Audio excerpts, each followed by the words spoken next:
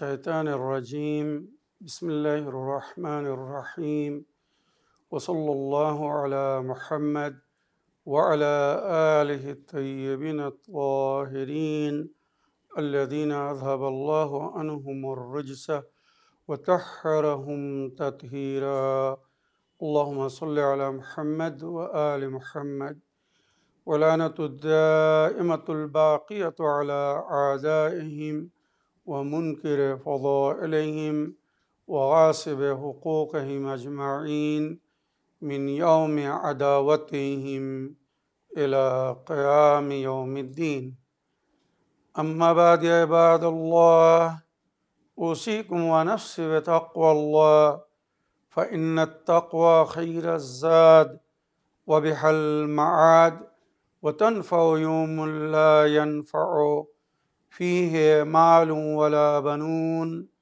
إلا من أتى الله بقلب سليم وصلى الله على محمد وعلى آله الطيبين الطاهرين اللهم صل على محمد وآل محمد وعجل فرجهم আমার প্রিয় দর্শক ও শ্রোতাবৃন্দ আসসালামু আলাইকুম ওয়া রাহমাতুল্লাহি ওয়া বারাকাতুহু।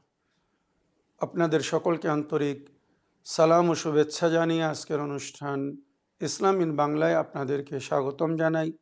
আশা করি আপনারা যে যেখানে আছেন ভালো আছেন, কুশল ও মঙ্গলে আছেন, সুখে থাকুন, শান্তিতে থাকুন, সমস্ত প্রকারের দুঃখ কষ্ট থেকে মুক্তিতে থাকুন। আল্লাহ রব্বুল আলামিনের কাছে এই কামনা করি। যারা অসুস্থ আল্লাহ তাদেরকে সুস্থতা দান করুন, যারা ঋণে ভুগছে আল্লাহ তাদেরকে ঋণ মুক্তি করুন। ওইরূপ যাদের জীবনে কোনো প্রকারের অভাব বা অশান্তি আছে আল্লাহ রব্বুল আলামিন তাদের সকলের জীবনে সুখ শান্তি দান করুন ও সকলের মনোকামনা আশাকে পূরণ করুন। আমাদের সকলকে সৎ পথে চলার, অসৎ পথ থেকে দূরে থাকার এবং এক অপরকে সৎ উপদেশ দেওয়ার তৌফিক দান করুন। আমরা যেন সত্য বা হক জিনিসকে জেনে শুনে মেনে তার উপরে আমল করে সেটা অন্যদের সামনে তুলে ধরতে পারি বা সকলের কাছে পৌঁছে দিতে পারি। আল্লাহ রব্বুল আলামিন আমাদেরকে সেই মনোবল ও নেক তৌফিক দান করুন। আমিন ইয়া রাব্বাল আলামিন। এই দুয়ার সঙ্গে আজকের পর্ব শুরু করতে চলেছি। আজও আমি বিনা কোনো ভূমিকায় সরাসরি আপনাদের পাঠানো পেন্ডিং প্রশ্নের উত্তর দিতে চাই। তাই আসুন দেখি কোথা থেকে কে কি প্রশ্ন করছেন বা কে কি জানতে চাচ্ছেন। আসসালামু আলাইকুম, জনাব মাওলানা সাবির রেজা সাহেব, আমি নদিয়া জেলা থেকে সুরাজ শেখ বলছি। মাওলানা সাহেব, আমার প্রশ্ন হলো ইসলামে যে হাতির সাল বা হাতির বছর হিসাবে যে ঘটনা উল্লেখ আছে ওই ঘটনাটি আপনি একটু বিস্তারিতভাবে বলবেন। ওয়ালাইকুম আসসালাম ওয়া রাহমাতুল্লাহি ওয়া বারাকাতুহু। আমার প্রিয় ভাই সুরাজ শেখ সাহেব, আপনার চিঠি লেখার জন্য আপনাকে অসংখ্য ধন্যবাদ জানাই। আপনি আমুল ফিল হাতির সাল বা হাতির বছর সম্পর্কে ইতিহাস জানতে চেয়েছেন বা প্রশ্ন রেখেছেন, যার জিকির পবিত্র কোরআনে 30 পারায় সূরায়ে ফিলের মধ্যে হয়েছে। সুতরাং ইতিহাসে যেটা উল্লেখ হয়েছে, ইয়ামানের রাজা আব্রাহা যখন দেখল যে সাধারণ মানুষ, আল্লাহর বান্দারা, তখন কিন্তু দিনে ইসলাম প্রচার হয়নি। ওই বছরেই নবী করিম সাল্লাল্লাহু আলাইহি ওয়াসাল্লাম জন্মগ্রহণ করেছিলেন, যে বছর আব্রাহা বাদশাহ হাতির লস্কর নিয়ে পবিত্র কাবা ঘরকে ভাঙবে বলে আক্রমণ করেছিল, হামলা করেছিল। মনে রাখবেন, নবী সেই বছর মক্কায় শাবে আবু তালিবে জন্মগ্রহণ করেছিলেন। তার 40 বছর পরে যখন আল্লাহর তরফ থেকে আদেশ করা হয়েছিল, নবী করিম সাল্লাল্লাহু আলাইহি ওয়াসাল্লাম মবউস বা রিসালাত হয়েছিলেন, তারপরে প্রকাশ্যরূপে দ্বীনে ইসলামের প্রচার শুরু করেছিলেন বা দিনে ইসলামের দিকে সকলকে আমন্ত্রণ জানিয়েছিলেন। তো আব্রাহা বাদশাহ দেখলো যে সাধারণ মানুষ আল্লাহর ঘরে যাচ্ছে, চারিদিকে পাহাড়ি ছিল আর মাঝখানে এই পবিত্র ঘর, কাবা ঘর, যার ভিত রেখেছিলেন হযরত আদম নবী আলাইহিস সালাম, আর তার দেওয়ারকে উঁচু করেছিলেন জনাবে ইব্রাহিম ও ইসমাইল নবী, দুই বাপ বেটা মিলে, যার জিকির কোরআনে হয়েছে। সুতরাং ইয়ামানের রাজা যখন দেখলো যে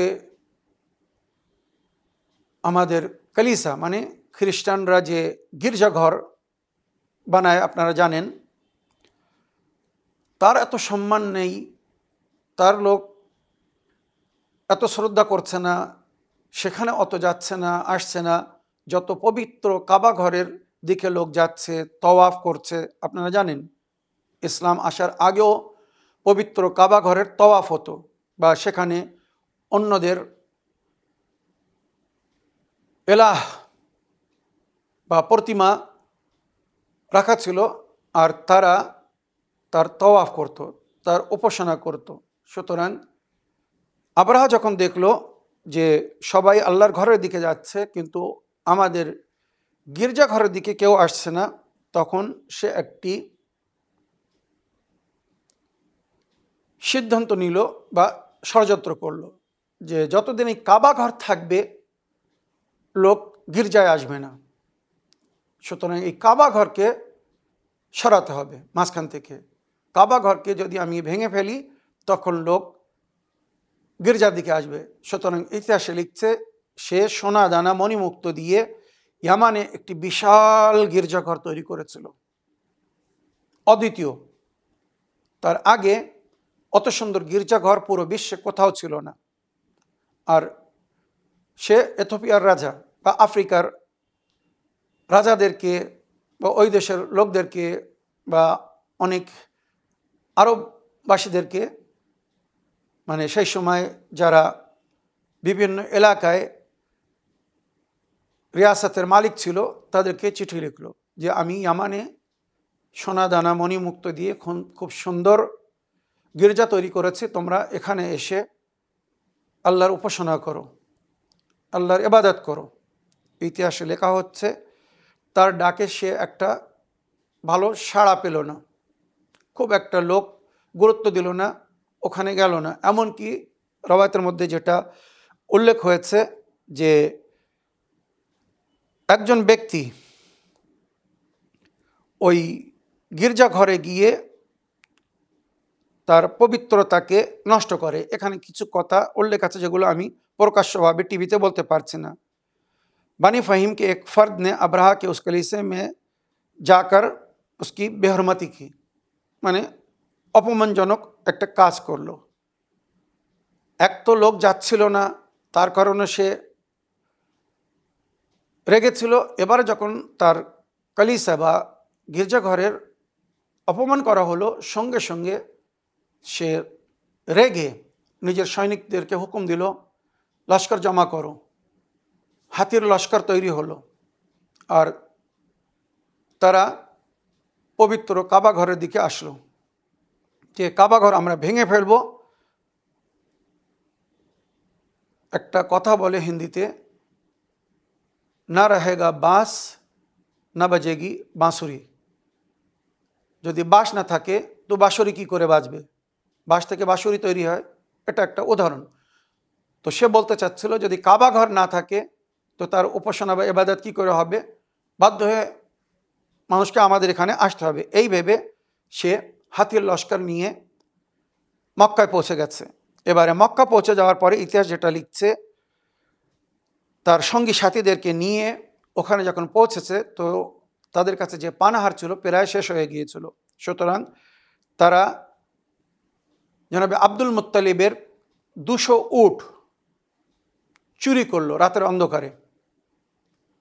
এখনও কিন্তু কাবা ঘরে আক্রমণ করেনি, এরা মক্কার বাইরে থেকে পুরো প্ল্যানিং করছিল কিভাবে আক্রমণ করব, চারিদিক থেকে ঘেরাও করে।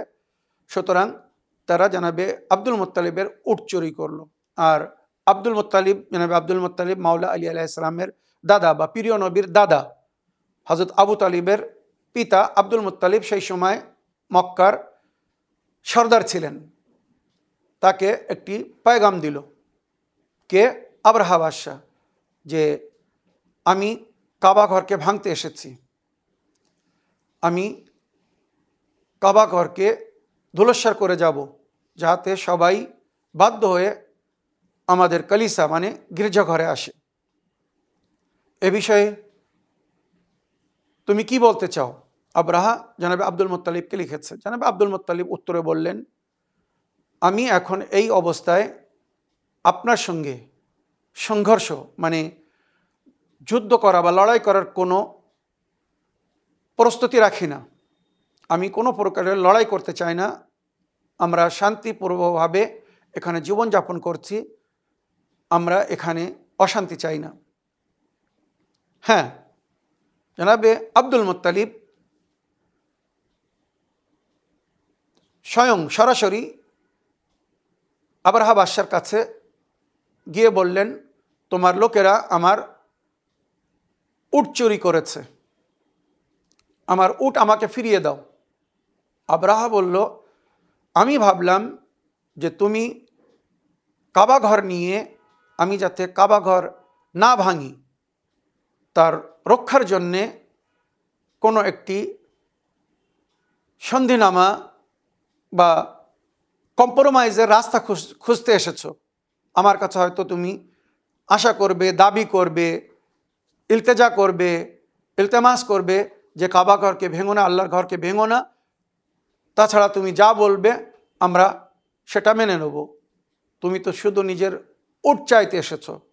তখন জানাবে আব্দুল মুত্তালিব একটি ঐতিহাসিক উত্তর দিয়েছিলেন, যেটা রওয়ায়াতের মধ্যে এইভাবে উল্লেখ হয়েছে। জানাবে আব্দুল মুত্তালিব বললেন, জানাবে আব্দুল মুত্তালিব একটি ঐতিহাসিক উত্তর দিয়েছিলেন, যার উল্লেখ রওয়ায়াতের মধ্যে হয়েছে।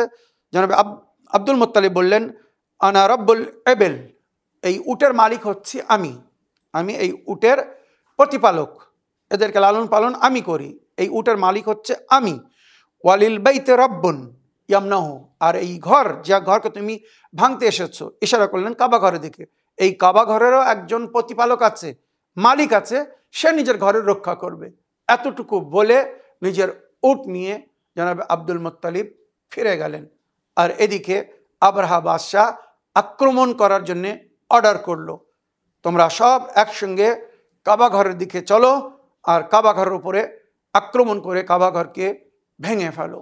বাস যেই কাবা ঘরের নিকটে তারা পৌঁছলো, ফারসালা আলাইহিম তাইরান আবাবিল, জানাবে আব্দুল মুত্তালিবের কত বড় বিশ্বাস ছিল নিজের প্রতিপালকের ওপরে, যে যার ঘর সে নিজের ঘরের রক্ষা করবে।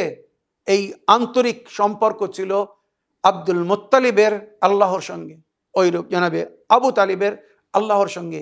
নবীর পরিবার, নবীর বংশধারীরা কেউ কিন্তু বুতপরস্ত ছিলেন না, তাঁরা মিল্লাতে ইব্রাহিম এবং দ্বীনে হানিফের ওপরে ছিলেন, আল্লাহর উপাসনা করতেন, আল্লাহর ইবাদত করতেন, আল্লাহ ব্যতীত তারা কখনো কারোর সামনে নতশির হয়নি। তাই কোরআনে নবী করিম সাল্লাল্লাহু আলাইহি সাল্লামের সম্পর্কে উল্লেখ হয়েছে, তাকাল্লুবুকা ফিস সাজিদিন, আপনি সেজদাকারীদের মাঝখানে পরিবর্তন হচ্ছিলেন, মানে জন্মের আগের ঘটনা বলা হচ্ছে। তো প্রিয় নবীর বংশধারীরা ছিলেন সেজদাকারী, আল্লাহর মান্যওয়ালা। হ্যাঁ, যারা কুফর করেছিল তাদের উল্লেখ হয়েছে, মনে রাখবেন, দ্বীনে হানিফকে যারা ছেড়েছিল। তাই ওই জন্যে আমরা নবীর মাতা পিতা বা নবীর দাদা বা নবীর চাচা জানাবে আবু তালিবকে বিশেষ করে আমরা কখনো কাফির বলি না, কেননা ওনারা কখনো কুফর করেননি, ওনারা দ্বীনে হানিফ বা মিল্লাতে ইব্রাহিমের অন্তর্ভুক্ত ছিলেন, যে নবী নিজের দ্বীনকে দ্বীনে ইসলাম গ্রহণ করে বলেছিলেন আর নিজের সন্তান আদিদেরকে মুসলমান নাম দিয়েছিলেন, কোরআনের মধ্যে যার উল্লেখ হয়েছে। তো আমার প্রিয় ভাই, সূরা শেখ যখন কাবা ঘরকে ভাঙার জন্যে আবরাহা লস্কর নিয়ে কাবা ঘরের নিকটে আসলো, সঙ্গে সঙ্গে আল্লাহর তরফ থেকে আবাবিল পাখি, ছোট ছোট কাকর নিজের চোঁচ বা ঠোঁট বা মুখ যাকে আমরা বলি, ধরে এনে বর্ষণ শুরু করলো। যেমন বৃষ্টিপাত হয় ওইরূপ আকাশ থেকে আবাবিল পাখি, ছোট ছোট কাকরের, বড় পাথর না কিন্তু কাকরের বৃষ্টিপাত করছিলেন। কোরআন বলছে ফাজআলাহুম কাআসফিম মাকুল, আব্রাহার লস্কর এবং হাতিদেরকে এমন করে দিয়েছিলেন যেমন চাবানো ভুসি। আমরা যখন কোনো জিনিস এমন যেটা আমরা খাই না, শুধু চিবিয়ে তার রস পান করি আর বাকি ভুসি বাইরে ফেলে দিই, তো ওইরূপ হাতি এবং হাতির লস্কর, আবরাহা এবং আবরাহার লস্করকে আল্লাহ রাব্বুল আলামিন আবাবিল পাখির মাধ্যমে, কাঙ্কারির মাধ্যমে, ছোট ছোট কাকরের মাধ্যমে ভুসি বানিয়ে দিয়েছিল। তাই ওই বছরকে আমুল ফিল বলা হয়। আশা করি আপনার প্রশ্নের আপনি উত্তর পেয়েছেন। আগের প্রশ্ন পড়ি।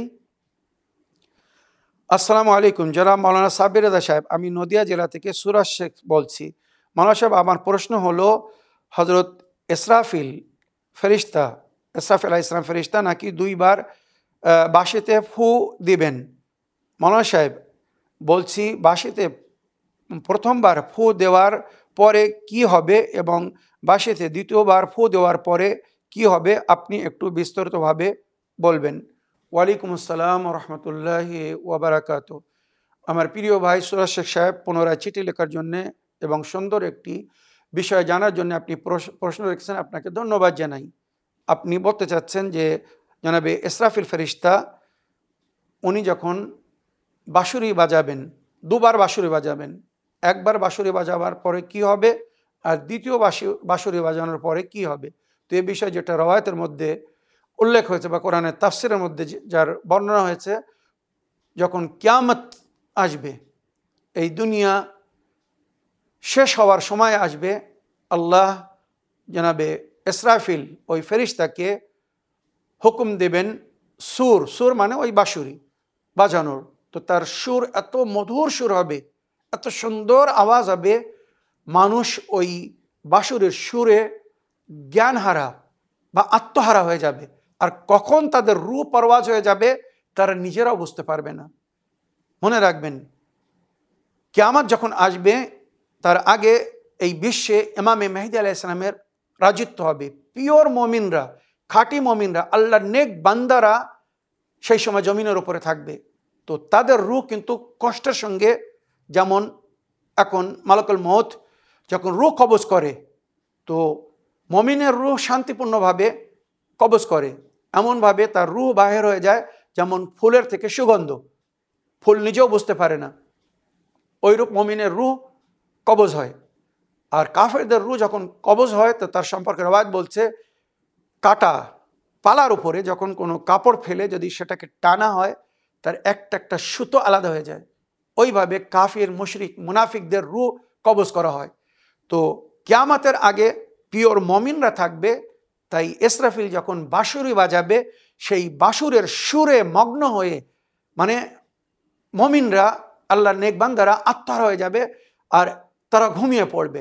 এমন হবে যে তারা বুঝতেও পারবে না কখন তাদের রূহ কবজ করে নেওয়া হয়েছে আর তারা পরকালে পৌঁছে গিয়েছে, বিচারের দিনের সম্মুখীন হতে চলেছে। সুতরাং এটা হবে প্রথম বাঁশি বাজানোর পরে, প্রথমবার যখন সুর ফুঁকবে বা বাঁশুরি বাজাবে জানাবে ইসরাফিল ফেরেশতা, তখন এটা হবে। দ্বিতীয়বার আবার আল্লাহর হুকুম হবে, ইসরাফিল এবারে বাঁশুরি বাজাও আর এদেরকে জাগাও, এদেরকে তোলো হিসেব কিতাবের জন্যে। সুতরাং দ্বিতীয়বার যখন জানাবে ইসরাফিল ফেরেশতা বাঁশুরি বাজাবেন, তার সুর এমন সুন্দর হবে, এত সুন্দর মধুর সুর হবে, যেমন ঘুমানো মানুষকে আস্তে আস্তে থাপকি দিয়ে যেমন জাগানো হয়, কি সুন্দর মনোনীত পছন্দিত যদি আওয়াজ তার কানে আসে, আস্তে আস্তে সে নিজের চোখ খুলে দেয়, কি সুন্দর লাগে, ভালো লাগে। স্বপ্নর দুনিয়ায় এমনও হতে পারে। তো দ্বিতীয়বার যখন জানাবে ইসরাফিল ফেরেশতা বাঁশুরি বাজাবেন, তো যত মানুষ এই পর্যন্ত মারা গিয়েছে এই দুনিয়া থেকে, সেই সময় যারা মারা যাবে প্লাস আজ পর্যন্ত যারা মারা গিয়েছে, সবাই নাকি ওই বাঁশুরের সুর শুনে, আওয়াজ শুনে সবাই আস্তে আস্তে জেগে উঠবে। এটা হবে হাসরের দিন, কিয়ামতের দিন, যেদিন আল্লাহ তার সমস্ত বান্দাদের হিসেব নেবেন। আশা করি আপনার প্রশ্নের আপনি উত্তর পেয়েছেন। আগের প্রশ্ন পড়ি। আসসালামু আলাইকুম, জনাব মাওলানা সাব্বির রেজা সাহেব, আমি নদিয়া জেলা থেকে সুরাজ শেখ বলছি। মাওলানা সাহেব, আমার প্রশ্ন হলো, জামকারান মসজিদ কে তৈরি করেছিল এবং এই মসজিদ কত খ্রিস্টাব্দে তৈরি করা হয়েছিল? মাওলানা সাহেব, এই মসজিদ তৈরির ইতিহাস নিয়ে আপনি একটু বিস্তারিতভাবে আলোচনা করবেন। ওয়ালাইকুম আসসালাম রহমতুল্লাহি ওয়া বারাকাতুহু। আমার প্রিয় ভাই সুরাজ শেখ সাহেব, পরস্পর এত সুন্দর প্রশ্ন করার জন্য আপনাকে ধন্যবাদ জানাই। হয়তো আপনার প্রশ্নের উত্তরে একটু দেরি হয়ে গেছে, কিছু মনে করবেন না। 1-2 সপ্তাহ পরে আপনার প্রশ্নের আমি উত্তর দিচ্ছি। এর আগে অনেক গুরুত্বপূর্ণ প্রশ্ন ছিল, সুতরাং সেগুলোর উত্তর দিতে হয়তো আপনার প্রশ্নগুলোকে একটু পোস্টপোন করতে হয়েছে, কেননা আপনার প্রশ্ন ইতিহাস সম্পর্কে এ বিষয়ে বিস্তারিত আলোচনা করার জন্য সময়ের প্রয়োজন ছিল। এই জন্যে আপনার প্রশ্নের উত্তরে একটু দেরি হলো, কিছু মনে করবেন না। আপনি মসজিদে জামকারান, যে মসজিদকে মসজিদে সাহেব জামান বা মসজিদে কদমগাঁও বলা হয়, ইরানের একটি বিখ্যাত জায়গা বা এলাকা যার নাম হচ্ছে জামকারান, ওই এলাকায় এই মসজিদ যুগের ইমামের হুকুমে তৈরি করা হয়েছিল বলে ওটাকে মসজিদে জামকারান বা মসজিদে সাহেবুজ্জামান বলা হয়। মনে রাখবেন, এই মসজিদটি কবে তৈরি করা হয়েছিল, কার হুকুমে তৈরি করা হয়েছিল, এই মসজিদ বিষয়ে আপনি জানতে চেয়েছেন। তো ইতিহাসে যেটা উল্লেখ হয়েছে, 4th হিজরি মানে 400 হিজরিতে আবুল হাসান নামী একজন বিখ্যাত আলিমে দ্বীন, যুগের ইমামের সঙ্গে যিনি সরাসরি সাক্ষাৎ করতেন বা যুগের ইমাম জানাকে সাক্ষাৎ দিয়েছিলেন। মনে রাখবেন, যুগের ইমাম যদি না চায় তো কেউ ওনাকে দেখতে পাবে না, তবে উনি যদি কারোর সঙ্গে সাক্ষাৎ করতে চান তো কেউ বাধাও দিতে পারবে না। উনি যখন যেখানে ইচ্ছা নিজের হকিকি মুহিব বা মান্যকারীদের কাছে পৌঁছে যান। যেমন মাওলা আলী আলাইহিস সালাম, যেখান থেকে ওনাকে স্মরণ করা হতো, ওনাকে অন্তর থেকে ডাকা হতো, উনি মুশকিল কুশাই করার জন্য সেখানে পৌঁছে যেতেন। তো ওইরূপ আমাদের যুগের ইমামও যখন ওনাকে অন্তর থেকে স্মরণ করা হয়, এগুলো কিন্তু সাধারণ মানুষের জন্য না, এর জন্যে অনেক স্পিরিচুয়াল পাওয়ার মানে রুহানি শক্তির মালিক হতে হবে। তারপরে আমাদের এই আওয়াজ ইমামের কাছে পৌঁছাবে। তো ইমামকে যখন কেউ ডাকতো, ওনার হাকিকি চাহনেওয়ালা মাননেওয়ালা, তো উনি ডাকে সাড়া দিতেন, তার মদত করতে পৌঁছে যেতেন বা তার সমস্যার সমাধান করে দিতেন। তো এই মসজিদের সম্পর্কে যে ইতিহাসে লেখা হয়েছে, 373 নইলে 393 হিজরিতে এই মসজিদ নির্মাণ করার হুকুম দেওয়া হয়েছিল, যেটি শেখ সুদুক রহমতুল্লাহ আলাই নিজের কিতাব মুনিসুল হাজিন এর মধ্যে উল্লেখ করেছেন। আর এই মসজিদকে ইমামে জামানা আলাইহিস সালামের সঙ্গে এই জন্যে সম্পর্কিত করা হয়েছে, কেননা এই মসজিদটি ওনার আদেশে, ওনার হুকুমে তৈরি করা হয়েছিল। কুম, যেখানে ইমাম রেজা আলাইহিস সালামের বোন মাসুমায়ে কুম জানাবে ফাতেমা বিনতে ইমামে মুসা কাযিম আলাইহিস সালামের কবর, ওটা একটি পবিত্র আস্তানা বা পবিত্র জায়গা। আপনারা জানেন, কুমকে আহলে বাইত নিজেদের শহর বলেছেন বা পবিত্র সিটি। আজ এই যে ওলামাগণদেরকে আপনারা দেখছেন, এই ওলামাগণদের মধ্যে অধিকাংশরা কুম নইলে নজফ মাওলা আলী আলাইহিস সালামের শহর থেকে শিক্ষা লাভ করে আমাদের মাঝখানে এসেছেন। তো অতি সংক্ষিপ্তে শুধু এতটুকু বলতে চাই আমার প্রিয় ভাই, যে এই মসজিদটি কুম শহরের মানে যেখানে ইমামে রেজা আলাইহিস সালামের বোন মাসুমায়ে কুমের রওজা, ওখান থেকে 8 কিলোমিটার দূরে সোজা পথ, ওখানে এই মসজিদ বা মসজিদে সাহেবুজ্জামান, মসজিদে কদমগাহ বা মসজিদে জামকরান, যার নাম ওই নামে ওখানে তৈরি করা আছে। আশা করি এই সংক্ষিপ্ত ইতিহাস আপনি বুঝতে পেরেছেন। অল্প সময় রয়ে গিয়েছে। বহুদিন ধরে আমার এক প্রিয় বোন উনি চিঠি লিখে রেখেছেন। আমি অল্প সময়ের মধ্যে যতটুকু সম্ভব হবে আমি ওনার উত্তরে, চিঠির উত্তরে জিয়ারতে ওয়ারেসার ব্যাখ্যা করার চেষ্টা করব। তবে আমি অনুরোধ করব, আপনারা বড় বড় সূরা বা বড় বড় দোয়া, বড় বড় জিয়ারতের যখন ব্যাখ্যা জানতে চাবেন, তো বিশেষ কোনো অংশ, যে এই অংশটা আমি বুঝতে চাই, এখানে কি বলা হয়েছে, এই আয়াতে কি বলা হয়েছে, এই দুয়ার কি ফজিলত, বা এই দুয়ার মধ্যে কি বলা হয়েছে, আমরা কি চাচ্ছি, বা এই জিয়ারতের মধ্যে আমরা কি বলছি, এইভাবে প্রশ্ন করবেন। এই জিয়ারতের ফজিলত সম্পর্কে উনি জানতে চেয়েছেন, আর এই জিয়ারতের মধ্যে যে শব্দগুলো ব্যবহার হয়েছে ওই শব্দের অর্থ উনি জানতে চেয়েছেন। তো হয়তো সমস্ত জিয়ারাত মানে ব্যাখ্যা করা সম্ভব হবে না, সময় কম রয়ে গেছে। আসসালামু আলাইকুম ওয়া রাহমাতুল্লাহি ওয়া বারাকাতুহু। হুজুর, আমি মুর্শিদাবাদ থেকে আলিয়া বলছি। আশা করি আল্লাহর রহমতে এবং আহলে বাইত আলাইহিসসালামের ওসিলায় ভালো আছেন, সুস্থ আছেন। হুজুর, আমার একটি বিশেষ অনুরোধ, যদি একটু জিয়ারতে ওয়ারেসাটা পড়ে একটু মানে করতেন, এবং জিয়ারতে ওয়ারেসা পড়ার কি ফজিলত যদি একটু বলতেন তাহলে ভালো হতো। আমার আপনার কাছে বিশেষ অনুরোধ রইল। আপনি ভালো থাকবেন, সুস্থ থাকবেন। খোদা হাফিজ, ফি আমানিল্লাহ। আমার প্রিয় বোন, জিয়ারতে ওয়ারেসার অনেক ফজিলত জিকির হয়েছে, যেটা শেখ তুসি রহমতুল্লাহ আলাইহ বা শেখ মুফিদ আলা রহমতুল্লাহ আলাইহ, অনেক বুজুর্গানে দিন মুহাদ্দিসিনরা লিখেছেন। জনাবে শেখ আব্বাসে কম্মি, উনিও মুফাতুল জানানের মধ্যে লিখেছেন।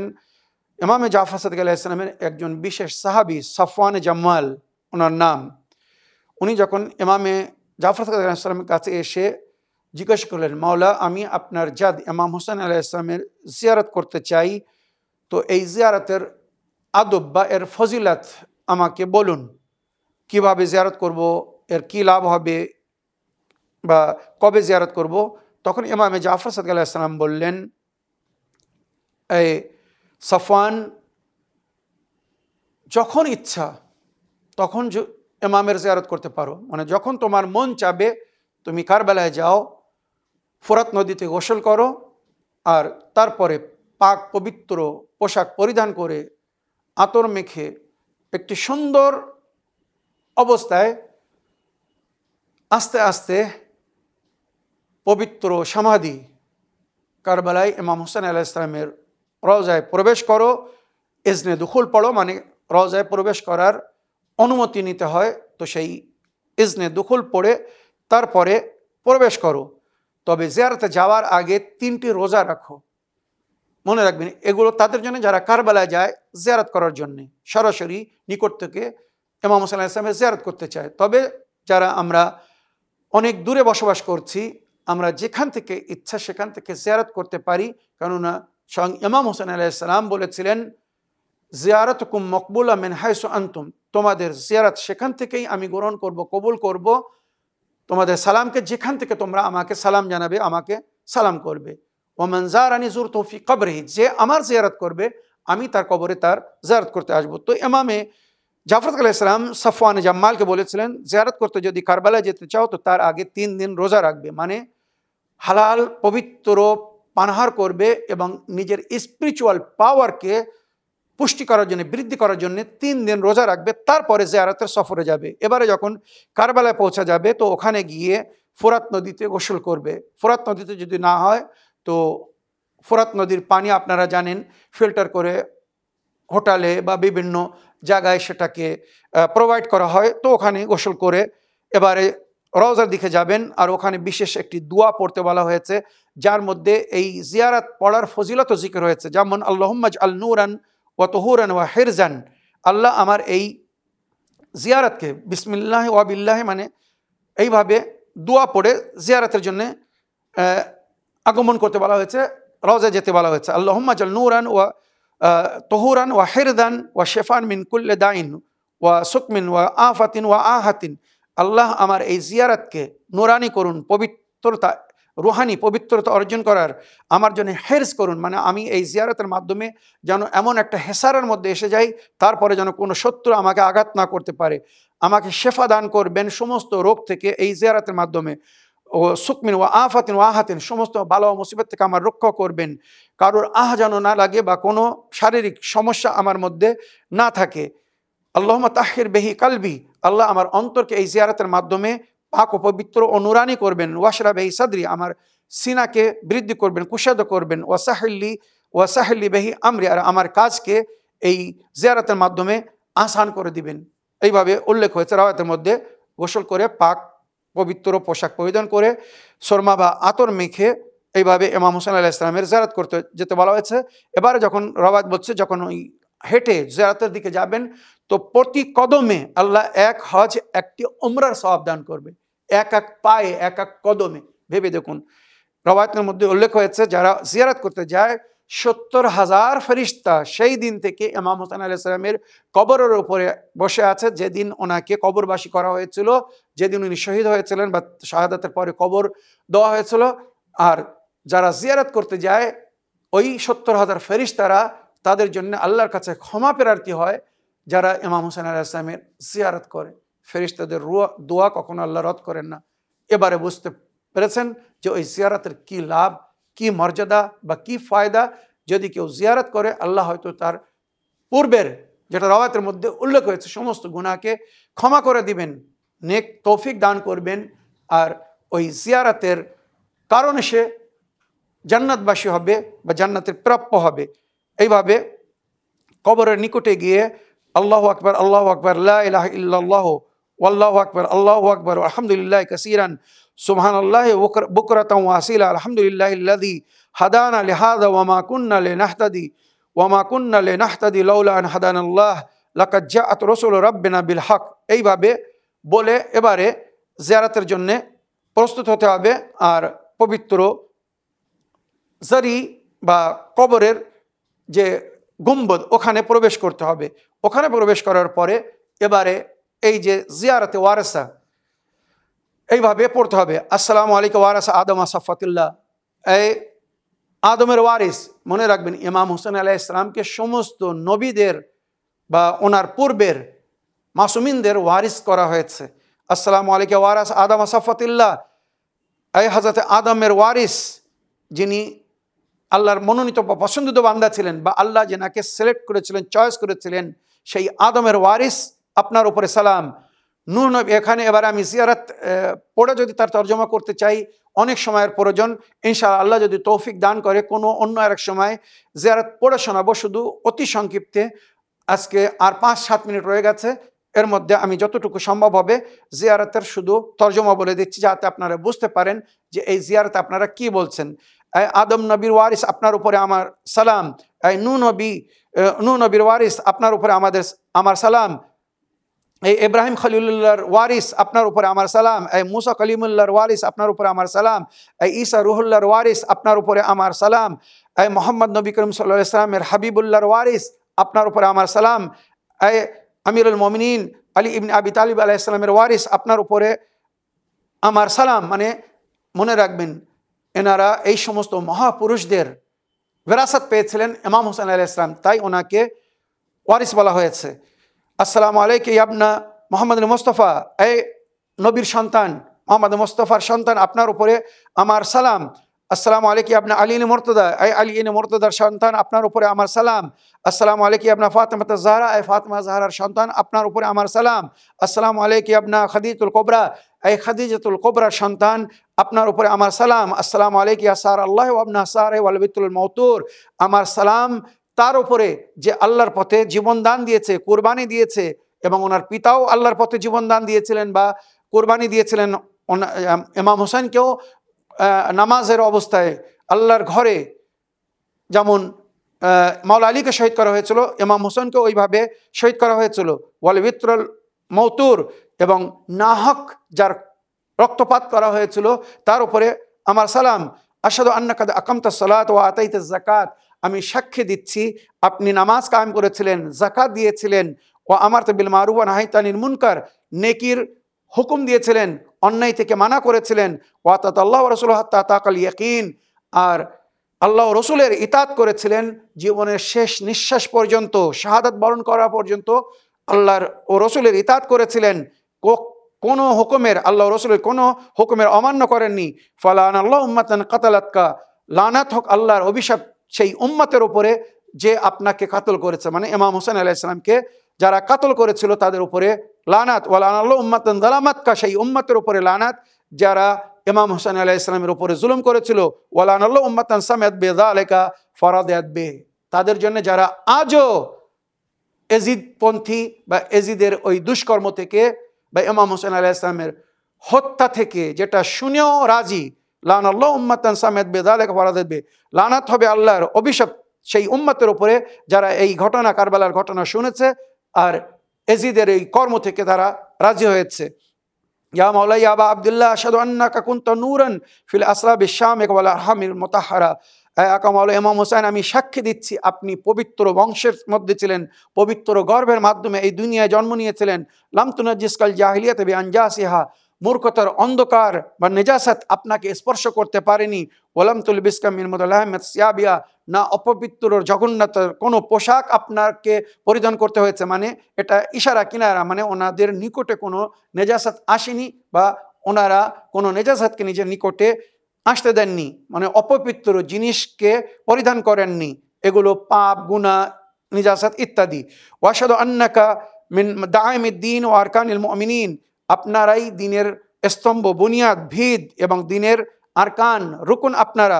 ওয়াশহাদু আন্নাকাল ইমামুল বাররুত তাকি, আপনি পবিত্র পাক ইমাম, মুত্তাকি পরহেজগার ইমাম, আর রাদিয়া জাকি, যার থেকে আল্লাহ রাদি এবং তিনি পবিত্র নফসের মালিক ছিলেন, আর হাদি আল মেহদি, হেদায়েত গ্রহণকারী এবং হেদায়েত দেনেওয়ালা, হাদি মানে হেদায়েত দেনেওয়ালার, মেহদি যাকে আল্লাহ হেদায়েত দান করেছিলেন, আপনি সেই ইমাম, আপনার উপরে আমাদের সালাম। ওয়াশহাদু আন্নাল আইম্মাতা মিন ওয়ালদিকা কালিমাতুত তাকওয়া, আমি সাক্ষী দিচ্ছি যে ইমামত আল্লাহ আপনার বংশে রেখেছেন। মনে রাখবেন ইমাম হোসেন আলাইহিস সালাম যে তিনটি বিশেষ ফজিলত পেয়েছিলেন আল্লাহর তরফ থেকে, যেটা অন্য কেউ পাননি, ইমামত ইমাম হোসেন আলাইহিস সালামের যুররিয়াতে বংশে আল্লাহ রেখেছিলেন, মনে রাখবেন।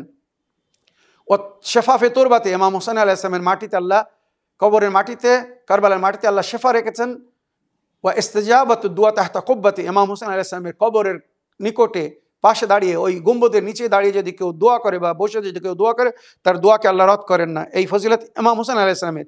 তো আমি সাক্ষী দিচ্ছি আল্লাহ রাব্বুল আলামিন আপনার সন্তানদেরকে ইমাম করেছেন, যারা পবিত্র নফসের মালিক ছিলেন, মুত্তাকি পরহেজগার ছিলেন, আলামুল হুদা ওয়া উরওয়াতুল উসকা, হেদায়েতের নিশানি ছিলেন, এবং সেই উরওয়াতুল উসকা, যে উরওয়াতুল উসকাকে আল্লাহ ধরতে বলেছেন, ওয়াল হুজ্জাতু আলা আহলিদ দুনিয়া, সমস্ত দুনিয়াবাসীর উপরে ওনারা হুজ্জত ছিলেন, দলিল ছিলেন। ওয়াশহাদুল্লাহু মালাইকাতু ওয়া আম্বিয়া ওয়া রাসূলুহু, আমি সাক্ষী করে বলছি আল্লাহ, আল্লাহর ফেরেশতাকে, আম্বিয়া ও রসুলকে, আন্নী বিকুম মুমিনুন ওয়া ইয়্যা বিকুম মুকিনুন, আমি আপনাদের প্রতি বিশ্বাস রাখি, আপনাদের উপরে ঈমান রাখি, পরিপূর্ণ ইয়াকিন, বিশরা'i দীনি, এই দিনের উপরে যে দিনে আমি আমাল করছি বা চলছি, এগুলো আপনাদের দোয়া দিন, ও খাওয়াতিমা আমালি, এবং আমার ইয়াকিন বা বিশ্বাস, আমার আঞ্জাম যা কিছুই হবে আপনাদের দিনের অন্তর্ভুক্ত হয়ে। ওয়াকালবি লেকালবিকুম সিলমুন, আমার অন্তর আপনার অন্তরের সঙ্গে মিল আছে, আমি অন্তর থেকে আপনাকে ভালোবাসি। ও আমরি লে আমরকুম মুত্তাবিউন, আর আমার সমস্ত হুকুম আপনাদের হুকুমের মাতাহেত, অন্তর্ভুক্ত, তার উপরেই আমি আমাল করব বা আমাল করছি। সলাওয়াতুল্লাহ আলাইকুম ওয়া আলা আরওয়াহিকুম, আল্লাহ রব্বুল আলামিনের সলাওয়াত ও সালাম হোক আপনার উপরে, আপনাদের রূহের উপরে, ওয়া আলা আসাদিকুম ওয়ালা আসামিকুম, আপনাদের পবিত্র শরীর ওপরে বা আপনাদের পাক জিসমের ওপরে, ওয়ালা শাহিদিকুম ওয়ালা গায়বিকুম, আপনাদেরকে যারা দেখছে এবং যেগুলো গায়েব আছে, হাজির ও গায়েব, মানে ইমামরা যারা হাজির ছিলেন তাদের ওপর আমার সালাম, আর ইমাম যিনি গায়েবে আছেন আপনার সন্তান, তার উপর আমার সালাম। ওয়ালা যাহিরিকুম ওয়ালা বাতিনুকুম, ওইভাবে আপনাদের প্রকাশ্য রূপ এবং আপনাদের গোপন রূপ, সমস্ত পরিস্থিতি বা সমস্ত অবস্থার উপরে সমস্ত আল্লাহর দোয়া সম্মানকে নজরে রেখে আমি আপনাকে সালাম করছি।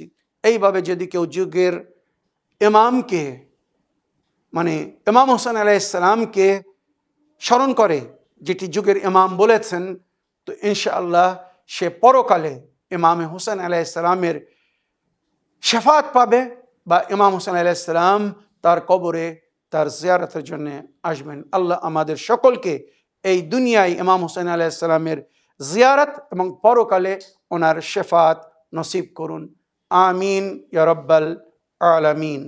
বাকি এছাড়া জনাবে আলী আকবরের জিয়ারত পড়া হয়, সমস্ত শহীদদের জিয়ারত পড়া হয়, বা মাওলা আবুল আব্বাস আলাইহিস সালামের জিয়ারত পড়া হয়, ইমাম রিদা আলাইহিস সালামের জিয়ারত পড়া হয়, যুগের ইমামের জিয়ারত পড়া হয়। তো এই সমস্ত জিয়ারতের বাবে অধ্যায়ের মধ্যে বা বইয়ের মধ্যে বা অ্যাপের মধ্যে দোয়া আছে, অর্থ বা তর্জমা সমেত দোয়া আছে। আপনারা ওখানে দেখে তর্জমা পড়ে বুঝে আশা করি জিয়ারত করবেন বা এই জিয়ারত থেকে লাভবান হবেন। এই বলে আমার আজকের বক্তব্য এখানে শেষ করলাম। ওয়া আখিরু দাওয়ানা আলহামদুলিল্লাহি রাব্বিল আলামিন।